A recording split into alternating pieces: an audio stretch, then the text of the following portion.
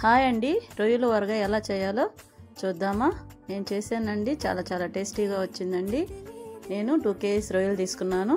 అదంతా పొట్టుని తీసేసరికి 1 kg అయిందండి. ఇవి శుభ్రం చేసుకొని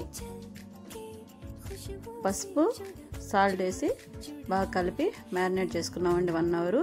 ఈ లోపల బాండిల్ పెట్టుకొని మెంతులు 1/4 స్పూన్, చెక్క 2 inches, లవంగాలు ఒక 5-6, యాలక్కాయలు 4, ధనియాలు 2 స్పూన్స్, జీలకర్ర 1 స్పూన్, మిరియాలు 1/2 స్పూన్ వేసుకున్నామండి. ఇది ఆప్షనల్, మీ ఇష్టం ఉంటే వేసుకోవచ్చు, లేకపోతే లేదు. కానీ మిరియాలు వేస్తే చాలా టేస్టీగా ఉంటుంది. ఇది ద్వారగా వేయించుకొని ఒక గిన్నెలోకి తీసుకున్నామండి. చల్లగైన తర్వాత మిక్సీ పట్టుకున్నాము, పొడి చేసుకున్నాము. ఇప్పుడు మనం మ్యారినేట్ చేసుకున్న రొయ్యల్ని వాటర్ పోయేంత వరకు బాగా ఫ్రై చేసుకున్నామండి. వాటర్ అంతా ఇంకిపోవాలి. ఇవి పక్కన ఉంచుకున్నాము. ఇప్పుడు బాండట్లోకి 400 grams నేను పల్లీల నూనె తీసుకున్నానండి.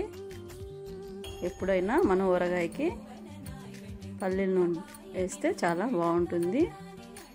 ఇది ఇప్పుడు మనం ఈ రొయ్యల్ని ఆయిల్లో ఫ్రై చేసుకున్నాము. గోల్డెన్ బ్రౌన్ కలర్ వచ్చేదాకా ఫ్రై చేసుకొని తీసేసి పక్కన ఉంచుకున్నామండి. ఆ ఆయిల్లోనే అల్లం వెల్లుల్లి పేస్ట్ 2 స్పూన్స్ వేసుకొని పచ్చివాసన పోయేదాకా ఫ్రై చేసుకున్నాము. అల్లం వెల్లుల్లి పేస్ట్ అప్పటికప్పుడే మనం మిక్సీ పట్టుకోవాలండి, ఫ్రెష్గా ఉంటే బాగుంటుంది. బాగా ఫ్రై అయిన తర్వాత కరివేపాకు వేసుకున్నాము. కరివేపాకు మటుకు మర్చిపోకండి, చాలా టేస్టీగా ఉంటుంది, మంచి స్మెల్ ఉంటుంది కరివేపాకు వేస్తే. ఇప్పుడు మనము అందులోకి రొయ్యలు వేసుకొని బాగా ఫ్రై చేసుకొని 50 grams కారం వేసానండి.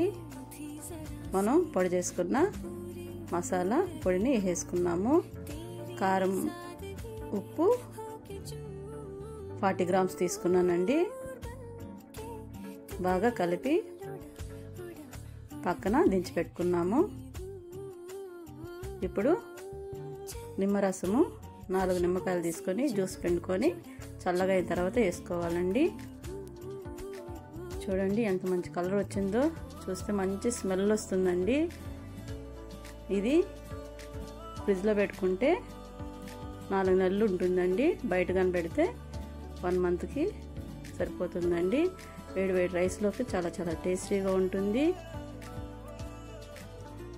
మాకైతే 2 daysలోనే అయిపోయిందండి. వీడియో నచ్చితే లైక్, షేర్, సబ్స్క్రైబ్.